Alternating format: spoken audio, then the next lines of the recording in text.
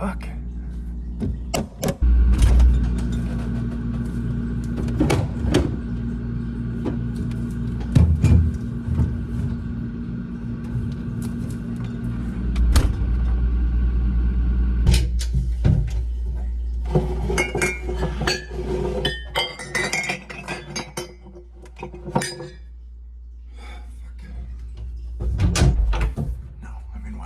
Be in the fucking pantry. Of course not. Stupid ideas. Stupid fucking ideas now. Why would it be in the mail slot, Quoth? I don't know why it would be in the fucking mail slot. Where else am I supposed to look for it? Yeah, I don't fucking know why it would be in the mail. It's not in the mail slot, you're right. Please God, no. Please God, no.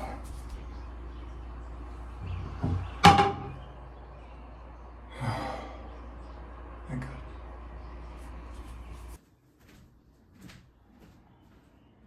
I don't know, I mean, what am I supposed to do?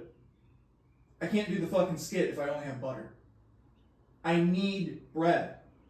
Quote, what did you do with the bread? Well, it didn't just disappear. Look, I know you ate it, just tell me. Just be honest. Just be... Well, I guess I'm not doing this video.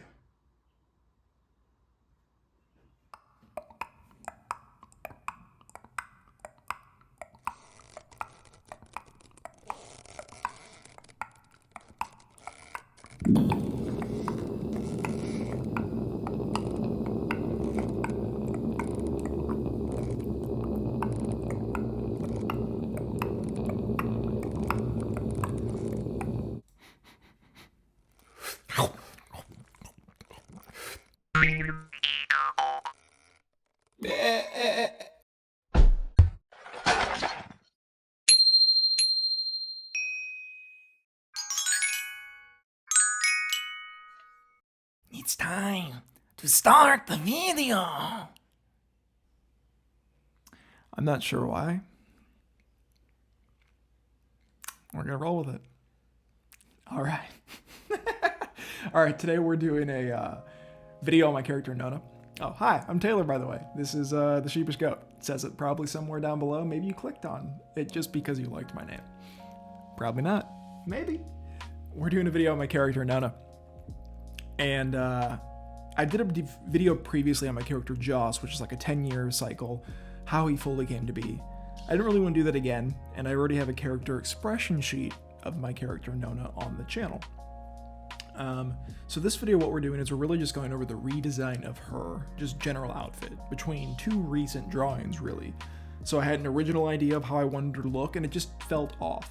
So after I developed the story a little more, found out more about who she was, I then went and reworked that image of her to better represent her. And just this will be kind of showing how that process worked and how subtle tweaks can really help to better inform who the character is. And it also has her dog in it, so yay for puppies. That's good. Yeah. Oh, by the way, intro, not the skit. Maybe you like the skit. Bread? Anybody remember that? Yeah. But the intro, that's finished. Hell yeah. I don't have to think about that at least for another week, so that's good. Okay. I don't think I have anything else to say, so let's get into the video. All right. So we're gonna get this started off by looking at a photo, not a time lapse. We'll get into the time lapse in a second. So what we're looking at here is let's say the first version of this Nona. There's plenty of other versions that led up to this, and maybe we'll show those at some point. But this is kind of like the last, 10% really that we needed to get her right where we wanted her. Last maybe 5%. And I wanted to show the subtlety, right? I wanted to show how much of a difference the last little bit can really make in getting the character where you want them. So I suppose here, for sake of reference, she's Native American. She is Navajo, or Diné. She is also a cop. She's strong-willed. She is emotional, however, she usually keeps it hidden because she has past trauma. Sounds super deep, but honestly, it's just human. And she has, yeah, I wanted to make her look like she was capable, right? I wanted her to still be attractive, sexy, dare I say, but I didn't want her to be a sex symbol. I didn't want her to have full cleavage out constantly or something like that, right? I wanted her to be beautiful. So this initial design I liked. You can see she's in kind of a sandy, dusty environment, real simply drawn, but to give you the effect of what type of environment you might see her in. So her general colors match and also stand out against that environment. Baseline, the thing she had to have is I kind of had settled on her hair. I liked that you have her in a hat, but that wasn't a mandatory thing. But the bracelet, the turquoise bracelet, that was required. Beyond that, I was open to variances. I guess let's say first what I liked about this. Aside from the colors, aside from a few of those items, I liked her overall look. I liked the boots a lot. I thought they turned out well. This is the first time I've really started to play with unique brushes. Why it took me this long to do that, I have no fucking clue, because it's made my life so much harder in the past. But I have a brush now that can basically make a lace. It can make like a string. Really easy. I just brush it. It does both sides at the same time, gives you a hollow cavity in the middle that you can fill in with paint. It's the best thing in the world, and it's so simple, and I'm an idiot, so don't be me. I like the boots. I like the idea of the boots. It makes her feel like she can go off-road. It makes her feel like she is capable. I like the kind of like haltery jacket. Makes her feel slight edge to her, but she's obviously still very approachable, still very casual. What I didn't like about this is I thought she almost looked too frumpy. I thought she almost looked too casual. When I looked at her here, I didn't really see, aside from maybe the hand on the hip, so a little bit of attitude, I didn't see anything that said, I'm a cop. And I didn't want it to be cliche, but I also didn't want it to be absent. That's a big part of who she is. She has a hard side, and I didn't really think it was expressed here. So without saying too much more, let's go on to the time lapse. Okay. All right, so this was gonna go pretty fast because I kind of knew what I wanted to do. I had a general idea of the pose. I wanted to keep the boots, like I said, that was important to me. I wanted to keep the hat. I like the idea of jeans. All those are pretty basic things. One thing I knew immediately is I wanted to kind of give her a crop top. I wanted to give her a little bit more skin, and I wanted her upper body to be a little bit more form-fitting in general, to show off some of her musculature because she is strong. I wanted to show some of that strength and not have too many layers, like Quoth said, overlapping her. Damn it. You shut your mouth. Yeah, so as you can see, her dog is there. Her dog's name is Mai, or Maiko. And she's really important to Nona, so I wanted to have her in this. And this was the first time I drew Mai, actually. But as far as Nona, to further that point, I ended up giving her kind of like a puffer cropped vest. This is an idea from my friend, and it was a really good idea because it keeps that readiness, right? It makes her, it plays into the edge, like I mentioned, but it also keeps it soft. It gives a fullness, a fluffiness to it. So again, it's not too form-fitting. And to some extent, granted, you could say that's bullshit, but to some extent, it still makes her feel like she's ready for some kind of weather or element, so she's more capable or ready to be outside. It kind of leads into the whole boot idea, right? Again, maybe that's just horseshit, but it sounds okay in my head. But yeah, again, so we kind of figure out what we want to do really fast here, because again, we had, I'm going to say 90% of the idea already done. We were doing tweaks here, and color comes into it as well. But I was happy with that. So here we're just really working at the rest of the pose. We're sharpening up those details of the face, the hat. I tell you what, I haven't drawn many hats. Getting the hat right in proportion with that bill, that can be really pain in the ass. It just, the way it protrudes. And I like hats, but drawing hats sucks. I guess I need to draw more hats to be comfortable with it, but drawing hats kind of sucks. Yeah. Again, with her shirt, it's still going to be a white shirt, so similar to the last one, but I did decide to give it 3/4 sleeves. So I pulled it up a little bit to expose more of her forearm. I actually made the arms tighter and the general body, and I cropped it so it ends like, mid-waist. Like I said, I wanted to expose more skin. I wanted her to have a little bit more sex appeal, but I also wanted to show off more of the muscle. I didn't want it to be like a halter top or like a sports bra or something, right? Again, that wasn't the look we were going for with this. But just enough to give it a little bit of something. Something we had here as well is a backpack.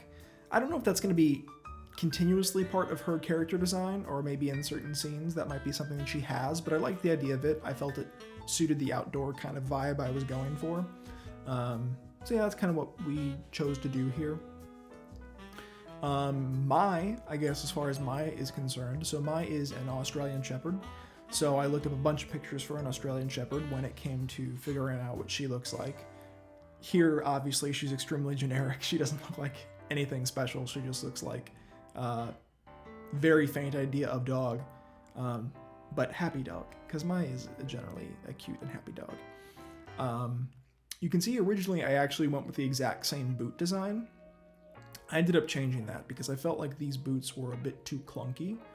What we eventually settle on is a more tactical boot, which I think helps streamline the leg, and I think I reworked the legs a little bit so they feel a little bit more accurate from this angle, because it's a little bit of a weird compounding angle. But yeah, these just felt a little bit too clunky, and I do think that the boots we ended up going with, which again was a helpful suggestion from my friend, who recommended me 2 actual boots. When in doubt, look up reference. Do you even reference, bro? And it's really freaking useful. So if you get stuck and you're like, my brain doesn't know how to draw a boot, or I have one idea of a boot in my head, I don't know what other boots look like, look it up. Don't be stupid. There's no shame in looking it up. Look it up. It's going to save yourself a lot of time, and you're going to be able to get something that feels much more realistic instead of you trying to work through how this boot would look in 3 dimensions and trying to figure out how a boot could work. Look it up. So all that to say, we spent quite a bit of time here. We did the laces, we did everything, and then we pretty sure we just totally reworked the boots once we get to a certain point. If memory serves, I think before too long here we actually delve into a little bit of color, and then we decide to rework it. And that's something I try to do every time I do art. I try to strike a healthy balance of not going too far in one direction. I'm not great at it. Sometimes I'll hyper focus on one area before I go to the other one, and it is a little bit of a struggle, but what you should strive for, what I think is most beneficial from my years of experience, is jumping around, right? It's easy to get hyper fixated on one thing. Just in life, take this as a deep message. I'm trying to be extremely deep right now, and you should understand that I'm doing that. Don't get hyper fixated on one thing in your life, okay? Just let it flow. Duck off, water back. You got? Good. I'm sorry, this energy is interesting today. I don't know what's going on. If you watched my last video, I was ready to be out of that energy, and I think recording this is helping. But I don't even know what I was saying. Anyway, we're drawing Mai. We looked up a good reference photo for Mai, and we decided to go with this, sketching her out. Really happy with how she came out. Like I said, I had never drawn this type of dog. I don't draw dogs often, and this was my first time drawing her, so I'm really happy with how she turned out. This pose in general was directly looking at a reference image. We embellish it with our own color patterns, with some of our own flares, and how the hair really fluffs and poofs out on the ears in different areas.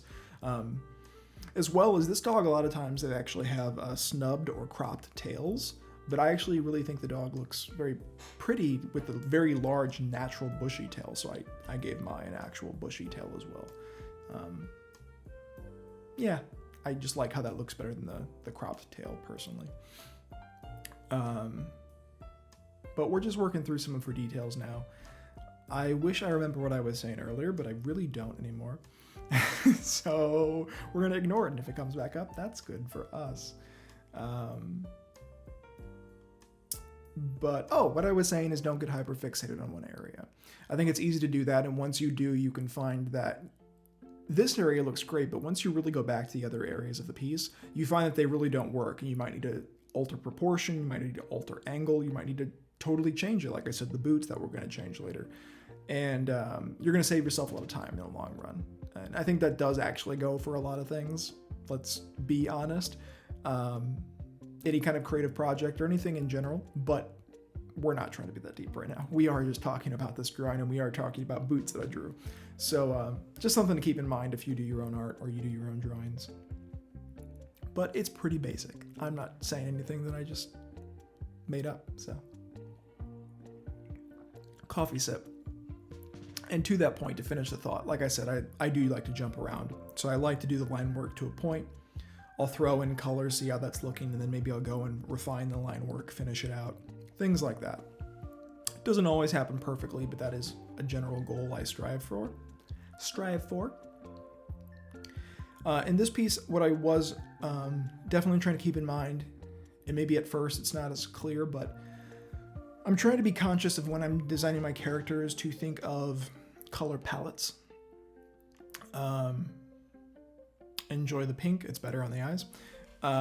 But as far as the character, I am trying to keep color palettes in mind, trying to keep characters in general themes of colors. So Nona in general, I try to keep in blues and greens and things of that nature to kind of help symbolize her character and lock it in.